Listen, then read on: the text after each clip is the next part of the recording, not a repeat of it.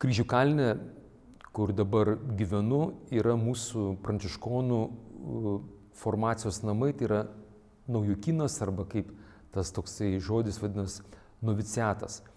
Tai yra vieta, kur jauni vaikinai, kurie sugalvoja arba jaučia pašaukimą būti broliais vienuoliais arba irgi galbūt jaučia būti ir vienuolis kunigas, tiesiog jie ateina ir metus laiko gyvena su mumis, su broliais, mokosi to vadinamo pašvęsto gyvenimo abėcėlės.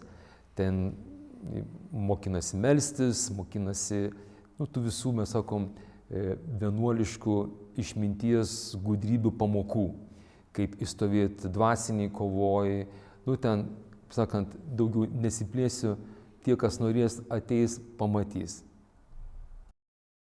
Kiekvienas, kuris jaunuolis, vaikinas, jaučia kvietimą Dievo pašvęsti savo gyvenimą Kristui, renkantis vienuolystę arba vienuolystę ir kunigystę, gali internete įsivedęs pranciškonai Lietuvoje arba ten vienuoliai.